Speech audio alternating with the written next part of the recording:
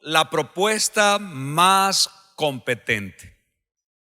Creo que en la coyuntura en la que nos encontramos debemos determinar con claridad cuál es la propuesta que más conviene a la realidad que estamos viviendo. Y creo que en Dios la tenemos. Creo que en Dios podemos caminar, transitar a través de ella y proponerle a esta Colombia sufrida pero llena de esperanza que en Dios está la respuesta que necesita. Ahora, se habla mucho a través de los medios y nosotros por ende escuchamos lo que son las necesidades sentidas en la sociedad. Y podemos determinar que las necesidades sentidas son aquellas que afectan profundamente a las personas y tiende a exponerlas a limitaciones considerables. Esas necesidades sentidas terminan también convirtiéndose en el insumo para que los líderes en los diferentes escenarios ofrezcan desde sus conocimientos disciplinares propuestas, soluciones reales a las múltiples problemáticas que aquejan a esta sociedad en los diferentes espacios y escenarios donde se encuentran las personas. Eso sí, también sabemos que cuando estos líderes presentan respuestas inocuas, termina agravándose aún más la condición desfavorable para la sociedad. De otro lado, nosotros podemos entender que no es diferente para las personas que desde el contexto de creyentes, siendo también servidores o ministros, tienen ojo para observar dichas situaciones y también pensar en qué es lo que necesita nuestra sociedad. Por cierto, una sociedad que exige mucho de todos y especialmente de la iglesia. Creo que los creyentes, los servidores, los ministros, los pastores terminan diciendo, de acuerdo al pensamiento del apóstol Pablo, por causa de lo que se conoce en Dios, que se es deudor con ellos y que es necesario con urgencia presentarles la propuesta del reino de los cielos. Ahora, cuando uno estudia un poco la vida del apóstol Pablo, uno nota que él tenía un espíritu que observaba de manera especial las situaciones que se daban al interior de la iglesia y fuera de ella. De hecho, conocía de manera cercana la situación de los ciudadanos y de los creyentes en las diferentes geografías donde Dios le había permitido llegar. Pero específicamente conoció de cerca la situación que vivían los ciudadanos y los creyentes de la ciudad de Roma. Una ciudad portentosa, una ciudad dinámica, una ciudad con mucho movimiento, una ciudad que tenía rasgos muy fuertes en torno a quienes le gobernaban. Una ciudad que tenía algo especial, creyentes, una congregación, pero era una congregación con creyentes que convivían con una ciudad sometida a la oscuridad y que puedo decir tenebrosamente esta situación de oscuridad, valga la redundancia, estaba dimensionada. Lo que quiere decir que con los días se agravaba mucho más. Pero ahí estaba la iglesia, conviviendo con esa situación desfavorable para todas estas personas. Cuando leo la carta del apóstol Pablo a los romanos, puedo descifrar algunas de esas dimensiones a las que me estoy refiriendo. Por ejemplo, en lo religioso, la situación no era sencilla, porque tal cual la palabra enseña que estas personas desde sus razonamientos excluyeron a Dios, sacaron a Dios de su contexto religioso y espiritual. Si a Dios se le saca, pues los resultados son nefastos, los resultados son altamente críticos. Si miramos la dimensión entre lo cultural y lo social, podemos nosotros dar cuenta de cómo eran los comportamientos de los ciudadanos de Roma y de algunos creyentes que habían sido afectados por esa cultura que se transformó en comportamiento social. Si miramos la dimensión de lo político, tenemos que articular cómo el gobierno de la época se manifestaba. Algunos historiadores dicen que por lo menos el 90% de los gobernantes romanos practicaban diferentes perversidades que realmente trastocaban la moral del ser humano con respecto al diseño de Dios. Lo que quiero decir es que desde el mismo gobierno se permitía que las personas vivieran de una manera muy liberal y vivieran de una manera libertina también.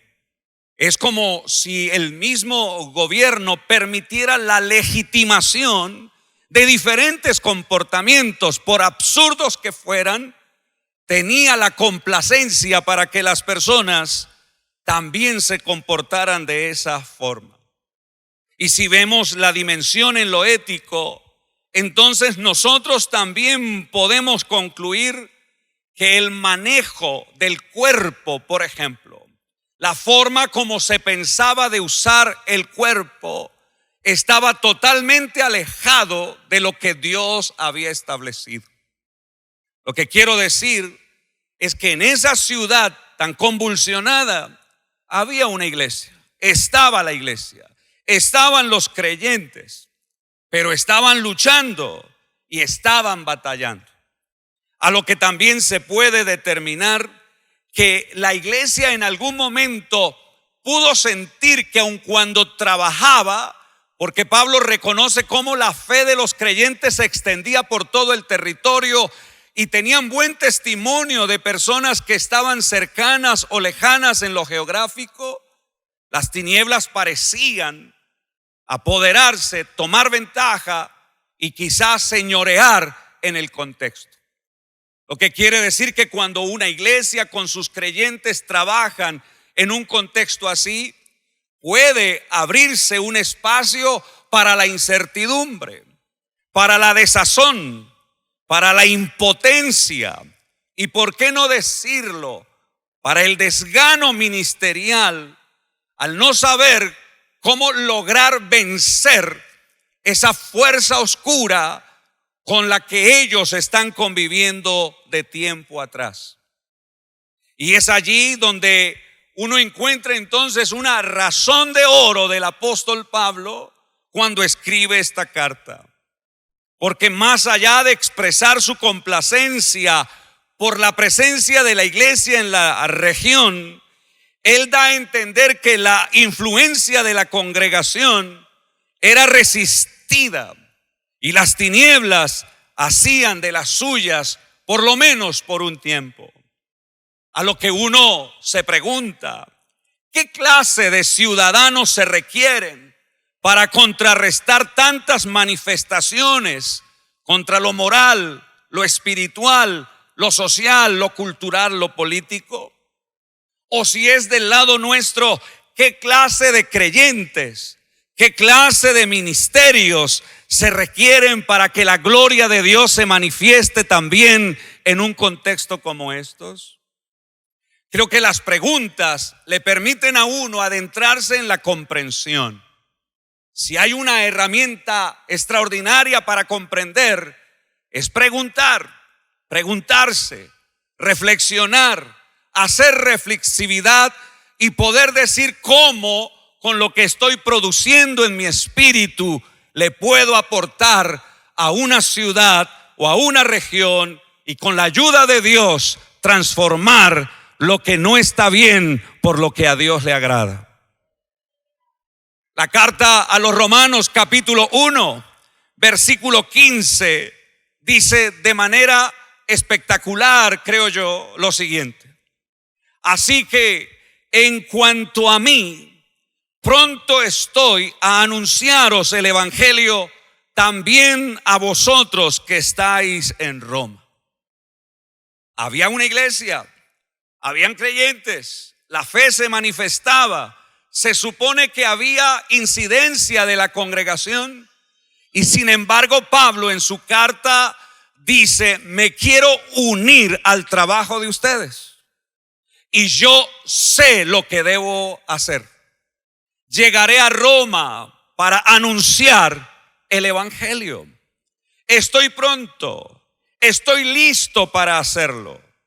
En la oportunidad que Dios me dé, lo haré con amplitud de espíritu, porque creo que esta propuesta es competente para una región que está sumida en las tinieblas. La propuesta entonces es el evangelio. Esa es la propuesta más competente. El anuncio del evangelio como medida necesaria. El anuncio del evangelio como medida suficiente para contrarrestar el avance de las tinieblas, siendo luz y sal en el territorio. De ahí entonces que estas personas que estaban en esa ciudad seguramente tomaban tiempo para pensar en estrategias. Seguro que así fue. Para pensar en los métodos, para pensar en las formas, para pensar en las maneras que el hombre de Dios puede usar para cambiar la realidad terrena con la realidad del reino. Y las estrategias, los métodos, las formas, las maneras en que el hombre de Dios piensa solo cobran sentido cuando su contenido es el evangelio del Señor.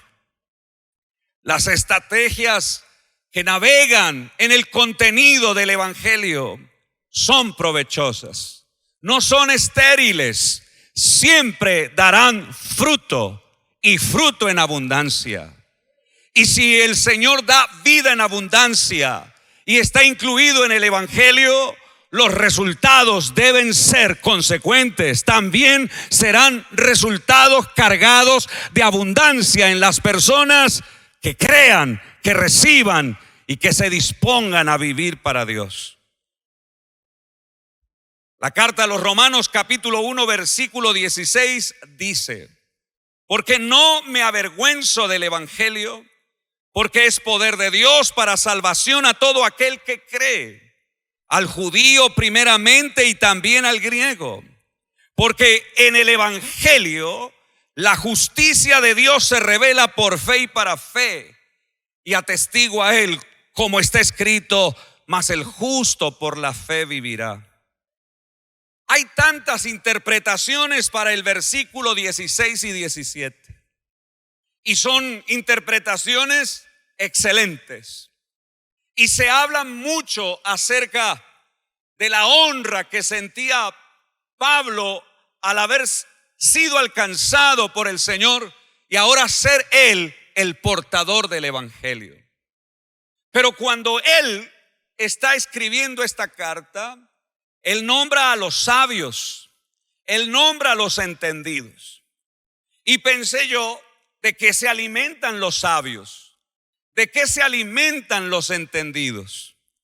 Se alimentan de conocimiento, se alimentan de interacciones, de subjetividades, o sea, de formas de pensar muy propias del hombre que intercambian y ajustan realidades nuevas en ese intercambio de ideas que ellos transfieren.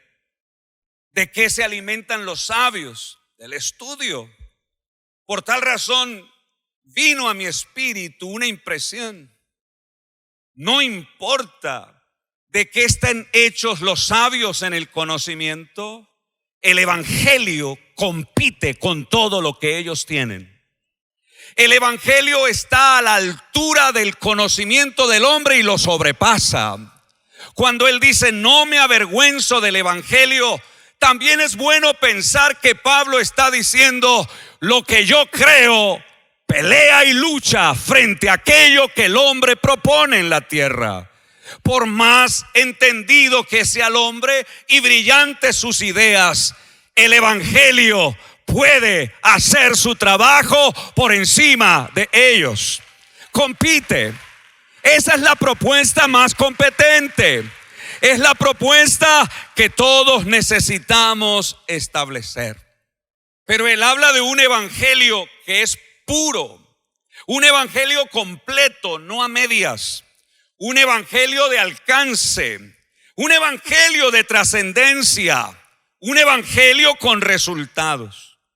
Por todo eso y más, es que el evangelio para Pablo compite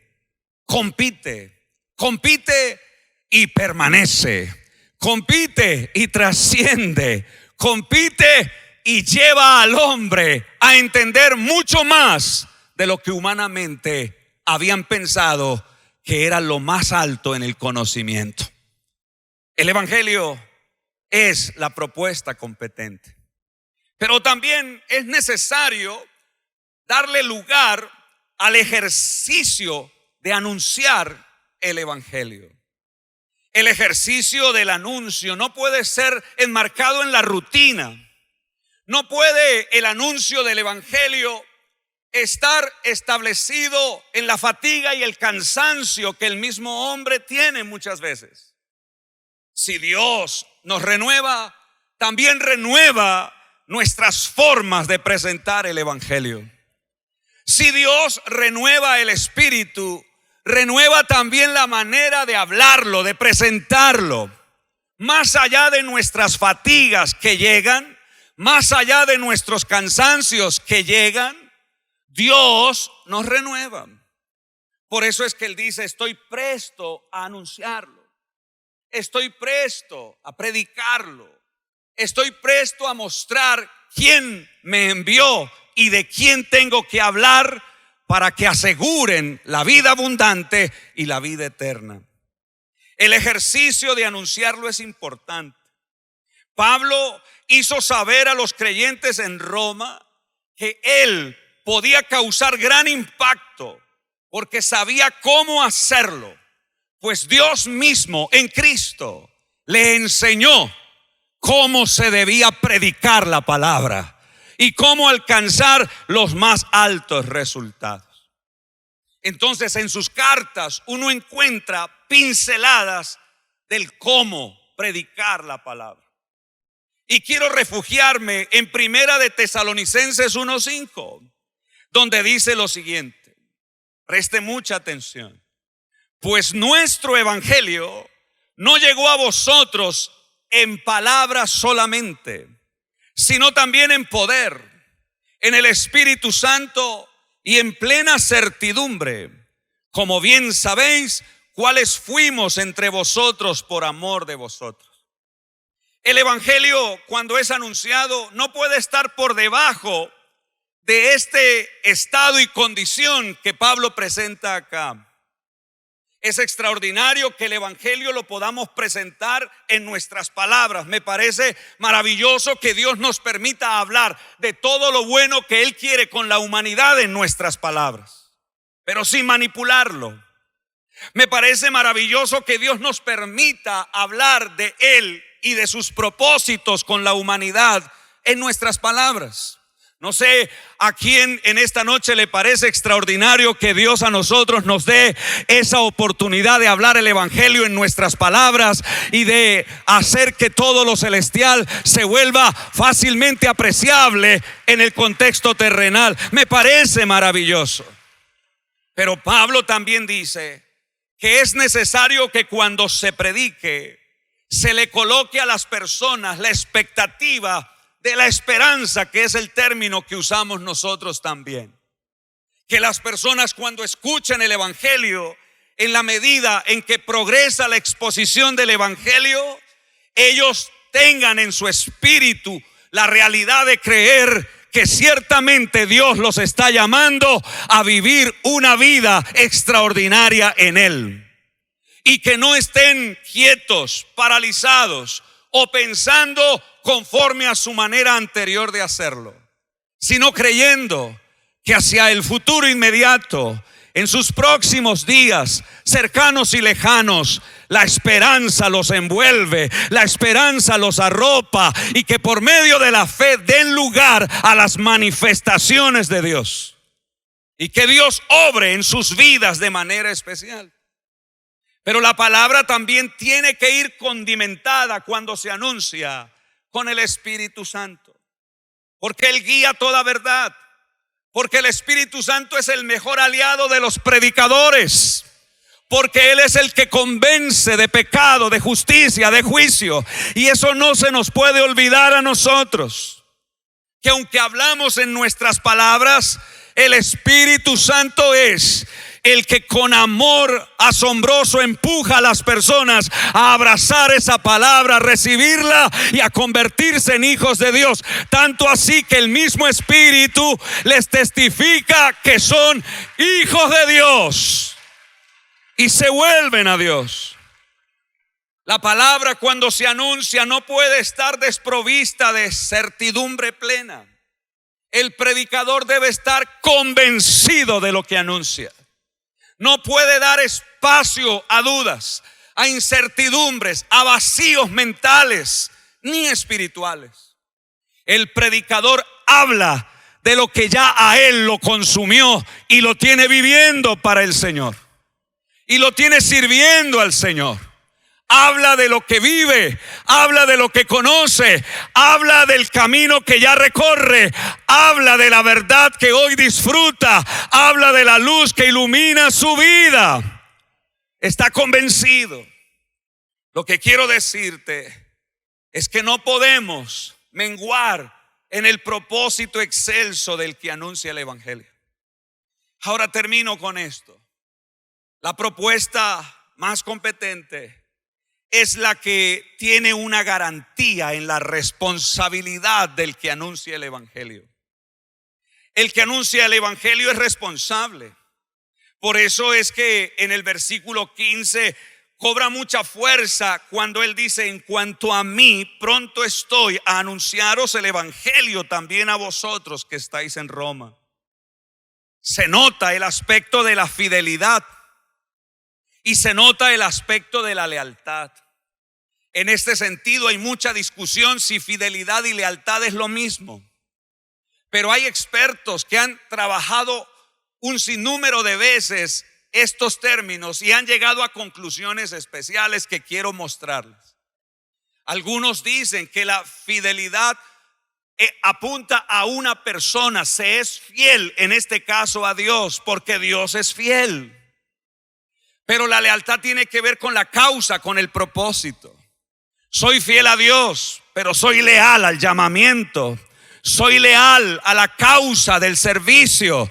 Soy leal a la causa de ministrar vida y trabajo a las personas. El apóstol Pablo muestra en ese pasaje que es fiel, pero también que es leal. El apóstol Pablo realmente lo confronta a uno en gran manera. Pero quiero decirle esto para cerrar acá. El apóstol Pablo, cuando escribió la carta a los romanos, no era un joven ministro, ni siquiera tenía una edad intermedia. Estaba en su edad de oro. Y en su edad de oro quiere unirse a la iglesia que está en Roma para anunciar el Evangelio y mostrarle a los que están confundidos el camino de Dios, pero también mostrarle a los que están por fuera el error de vida en el que se encuentran. El contexto de la edad de Pablo al momento de decir en cuanto a mí pronto estoy es en su mayoría de edad. Pablo estaba viviendo en su edad de oro y por tanto la experiencia en Dios en estos momentos de su vida le daba argumentos para enfrentar una situación tan oscura como la de Roma. Porque todo el cúmulo que él tenía de encuentros con Dios, de servicio a Dios, le permitían a él tener la seguridad de que él podía en Dios contribuir para que Dios disolviera las obras que estaban allí en esa ciudad. En otras palabras, el hombre en su madurez ministerial se atreve a decir: voy contra una ciudad que tiene silla para Satanás. En otras palabras, en su mayoría de edad, por todo lo que ha alcanzado, se atreve a decir: voy para anunciar la palabra, porque a este tiempo en el que he vivido, sé como nadie que Dios todo lo puede, que Dios puede quebrantar estos yugos, que Dios puede doblegar estas fuerzas, que Dios puede limpiar esta tierra. Lo que quiero decirte es que una persona que tiene toda esa experiencia y recorrido tiene todo para decirle a las nuevas generaciones que sí se puede en Dios con el evangelio. O sea, una persona recorrida tiene toda la oportunidad para decirle a los que están caminando con él: sé que Dios está con nosotros. Sé que Dios levantará nuestras vidas. Y sé que Dios honrará la fe del que trabaje por él. Por eso, aunque yo debería estar en retiro, ahora estoy más renovado que nunca para traer la palabra, para anunciar la escritura, para mostrar por el evangelio lo que el mundo necesita. Y creo, con el debido respeto lo digo, creo que eso está pasando en este tiempo con nosotros. Porque tenemos a alguien o algunos, para agregar a muchos también allí, que no comenzaron a caminar ayer creyendo que la ciudad puede ser transformada, que el país puede ser transformado.